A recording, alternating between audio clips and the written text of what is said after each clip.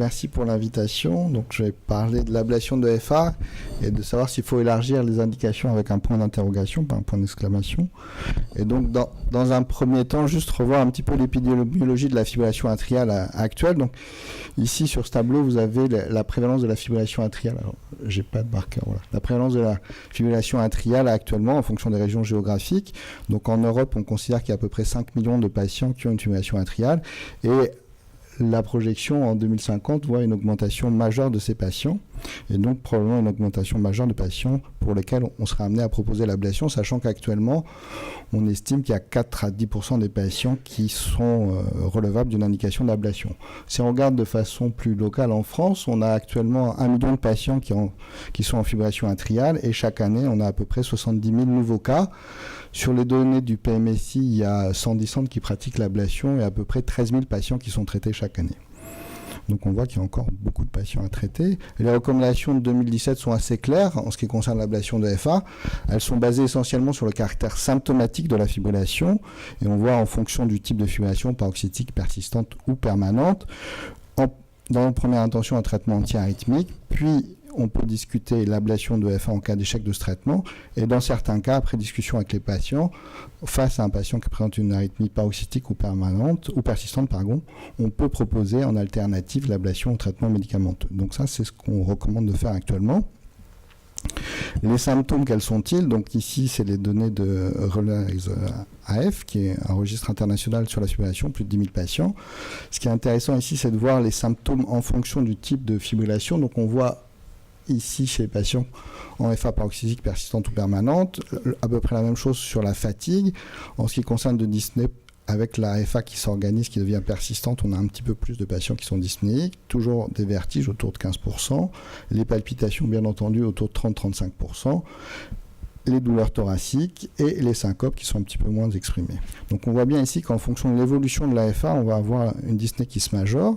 Si on regarde maintenant un premier élargissement, on peut dire, des indications, c'est de se poser la question s'il ne faut pas être très précoce dans l'ablation, ou très précoce dans la maladie pour proposer l'ablation. Si on regarde ce schéma qui résume les connaissances qu'on a actuellement de l'évolution de l'arythmie, les patients commencent par une arythmie paroxystique qui va devenir plus en plus présente, plus en plus permanente, persistante, permanente.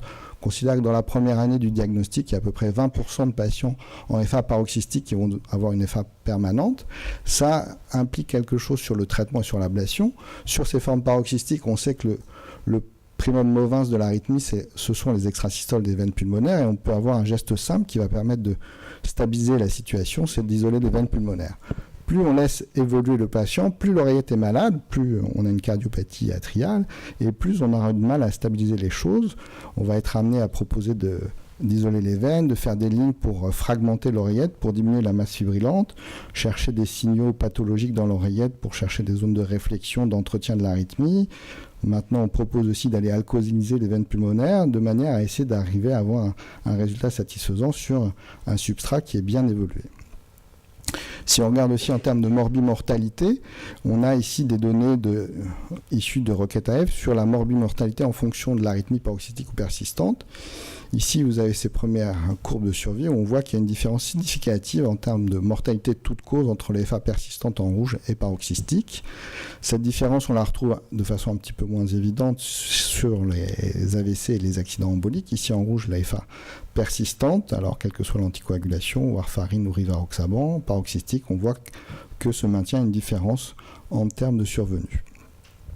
Cette différence, on la voit aussi en termes d'ablation. On voit ici sur un registre monocentrique de plus de 4000 patients les résultats de l'ablation en fonction du moment où on fait l'ablation par rapport au diagnostic. Plus on est précoce ici sur le diagnostic et l'ablation, donc dans les 6 premiers mois, meilleur sera le résultat avec moins de risque de récidive, 19%, alors qu'après 6 mois, on voit que les résultats sont moins bons. Les résultats de l'ablation, donc ça c'est les données issues de l'AVREDI, des registres européens. Donc on considère que sur la FA paroxystique, on a à peu près 75% de patients qui sont contrôlés à 1 an, avec une ou plusieurs ablations, persistantes 70%, et permanentes un petit peu moins de 68%. Donc ça ce sont les résultats. Maintenant, l'autre problématique, c'est les patients qui sont asymptomatiques. On a beaucoup de patients asymptomatiques dans les séries. Il y a 10 à 40% de patients qui sont asymptomatiques au moment où on diagnostique la maladie, mais on sait que ces patients, ils risquent de devenir symptomatiques. On connaît les rapports étroits entre l'insuffisance cardiaque et la fibrillation. Il y a 25% des patients qui ont une insuffisance cardiaque qui vont développer dans les 5 ans du diagnostic de l'insuffisance cardiaque une fibrillation atriale. Inversement, 15% des patients qui font de la fibrillation vont développer une insuffisance cardiaque. L'AVC, sur lequel on va largement revenir, mais on sait qu'il y a 2% d'AVC dans cette population globale. Un peu plus d'un tiers des AVC sont liés à la fibrillation, avec un risque beaucoup plus important d'AVC ischémique, mais aussi hémorragique. Et enfin, les troubles cognitifs qui sont aussi liés à l'arythmie, du moins qui sont dans ce contexte de cardiopathie atriale, avec 18% des patients qui ont une FA qui vont développer des troubles cognitifs, voire des démences. Et on considère qu'il y a un surrisque de 40% de développer des troubles cognitifs chez les patients qui ont une arythmie par rapport à une population témoin qui n'a pas d'arythmie. Évaluer la symptomatologie au moment du diagnostic, c'est pas évident.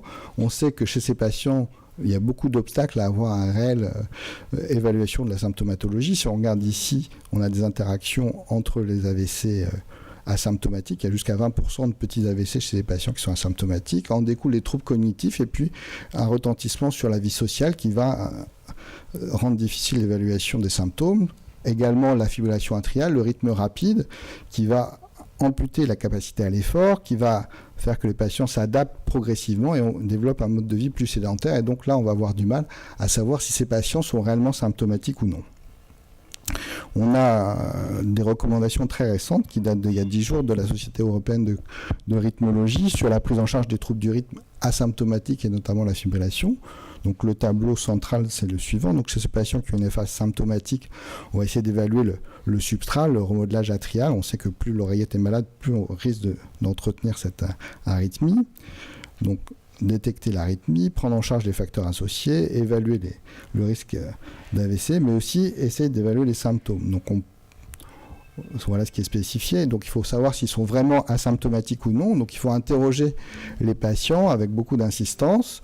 C'est assez difficile de trouver les symptômes. Parfois, chez les patients qui sont en fibrillation persistante, il faut s'aider d'une cardioversion de manière à pouvoir avoir un recul sur la symptomatologie ou l'amélioration du bien-être chez les patients qui sont revenus en rythme sinusal. Il faut également évaluer la charge en arythmie. Mais aussi, il faut repositionner la fibrillation d'où elle vient, donc dans l'oreillette gauche, et il faut arriver à appréhender le problème de cette fibrillation de façon un peu plus globale, et notamment en termes de cardiopathie atriale, puisque c'est la thématique de la session. Et donc, on sait, avec des recommandations qui ont validé le concept en 2016 par le HRA, la Société européenne et la Société nord-américaine de rythmologie, qu'il y a réellement une cardiopathie atriale. Cette cardiopathie atriale, elle va s'exprimer de façon polymorphe. Il va y avoir des troubles neuroendocriniens avec la sécrétion de peptides natriurétiques. Il va y avoir une hypercoagulabilité. On sait dans les études des porteurs de prothèses cardiaques qu'il y a un grand nombre d'épisodes de fibrillation atriale asymptomatique et que les AVC qui surviennent chez ces patients ne sont pas forcément liés temporellement aux épisodes de fibrillation. Dans l'étude ARCERT, on a uniquement 8% des patients qui font un AVC dans le mois qui suit les épisodes de fibrillation. Donc le reste des patients n'ont pas de fibrillation avec une relation contemporaine franche. Donc on peut avoir des AVC liés à cette pathologie atriale indépendamment de la fibrillation. On a aussi des anomalies contractiles, mécaniques, qui va interagir avec l'insuffisance cardiaque. On a des tableaux de cardiopathie qui vont être majorés par la dysfonction atriale. On a aussi, bien entendu, la fibrillation atriale, dont on sait qu'elle va s'auto-entretenir. L'oreillette se dilate, on a de la fibrillation dilate l'oreillette. C'est le principe de la fibrillation qui entretient la fibrillation. Et puis, comme l'a très bien montré Margot, on va avoir un remodelage électrophysiologique qui va donner une dysfonction sinusale. Autrement dit, chez les patients asymptomatiques, l'AFA n'est qu'un symptôme parmi une maladie beaucoup plus globale et qu'il faut arriver à appréhender. Si on regarde les résultats de l'ablation, cette fois-ci non pas sous l'œil du contrôle des symptômes, mais sous l'œil du contrôle de la progression et du remodelage de l'oreillette. Alors on n'a pas beaucoup d'études, on a des petites études. Ici c'est une étude échographique avec une étude de l'oreillette droite par le strain, donc il n'y a pas un gros effectif, j'ai un petit peu honte de vous montrer ça. Donc il y a 20 patients dans le groupe témoin, 20 patients ablatés, 20 patients traités médicalement, mais on voit déjà que sur les critères de strain de l'oreillette gauche, chez ces patients qui ont été ablatés, une amélioration de ces critères, voire un retour presque à des valeurs comparable aux patients qui n'ont pas de FA. En ce qui concerne l'ONP de surface, là aussi, on voit que chez ces patients ablatés, on va avoir une amélioration, une ONP qui va s'affiner et qui va se rapprocher d'une ONP physiologique. On a des données également en termes de remodelage sur l'IRM, donc ces données, là aussi, 40 patients. On voit que chez les patients qui ont été ablatés avec succès, l'oreillette va reprendre de sa fonction, va diminuer de volume. En somme, si on veut élargir les indications, c'est dans un premier temps élargir aux patients qui viennent de déclarer cette arythmie pour essayer de juguler l'évolution de cette maladie. On voit ici la fibrillation paroxystique, les chocs électriques, puis elle devient permanente.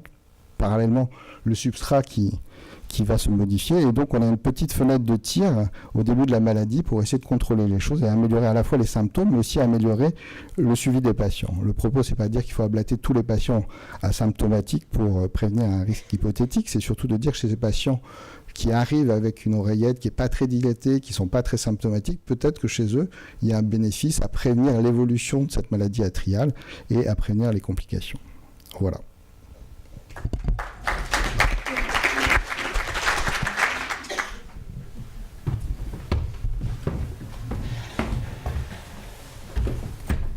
Bon, merci Xavier. Alors les élargissements d'indication, ça se ferait très tôt dans la maladie et pas aussi très tard dans la maladie, en particulier l'insuffisance cardiaque par exemple?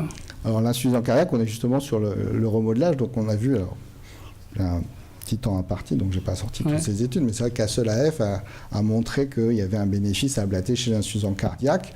On l'a vu, l'oreillette va développer avec l'insuffisance cardiaque, donc on est sur une maladie atriale un petit peu jeune qui est liée à la dysfonction ventriculaire gauche, donc il y a un bénéfice. Il y a quelques années, Pierre Jaïs avait publié dans le New England aussi l'ablation des FA persistantes avec des patients qui sortaient de la liste de grève, donc c'est vrai qu'il y a une réflexion à avoir. Et en ce qui concerne le geste, c'est vrai que le geste, on a du mal à déterminer quelle est la nature du geste. On a vu, il faut faire des lignes, il faut entourer les veines, mais en tout cas, on voit dans les études randomisées un bénéfice, et là encore chez l'insuffisance cardiaque. Richard, on y est dans l'ablation de l'insuffisance cardiaque ou...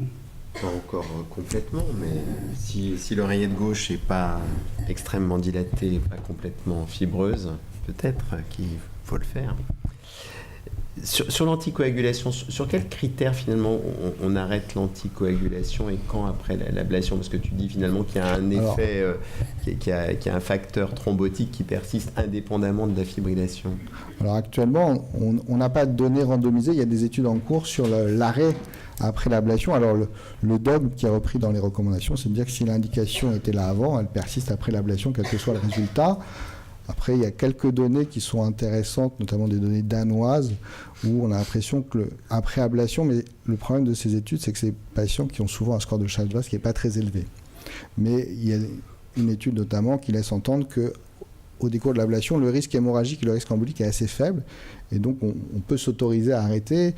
Et de l'avis des auteurs, c'est plutôt de s'autoriser chez des patients qui ont un score de Chadwick inférieur ou égal à 2. Donc, vraiment des patients à faible risque. Dans ce cas-là, on évite quelques événements hémorragiques. Oui, Stéphane. Pas fondamental. Hein. La place de l'imagerie dans l'indication, est-ce que tu penses que ça va être un outil qui va faire évoluer si l'indication précise mieux cette empathie atriale? C'est un vaste sujet. Alors, je n'ai pas pu tout citer, bien entendu, parce qu'on ne peut qu'effleurer la thématique, parce qu'on élargit, donc on est très très large. Il y a des études qui laissent entendre qu'en effet, la fibrose, c'est un paramètre important dans le succès de l'ablation. Et avec des logiciels assez précis, on peut quantifier la fibrose. Et chez ceux qui sont très fibrosés, on sait qu'il vaut mieux pas ablater, parce que de toute façon, on n'a pas de résultat satisfaisant. Après, je n'ai pas vu d'études sérieuses pour voir l'évolution de l'IRM après ablation. Donc, en tout cas, ce qui est certain, c'est que ça a un rôle important. Alors, chez certains patients insuffisants cardiaques, avec des fibrillations un peu ancrées, c'est vrai qu'on a pu s'aider dans le service de l'IRM avec la quantification de la fibrose pour dire qu'il fallait proposer quelque chose ou non en termes de succès. Donc, c'est une place qui commence à faire. Et il y a des études en cours, la DCAST2 aussi, qui évaluent la stratification du succès en fonction de la fibrose à l'IRM.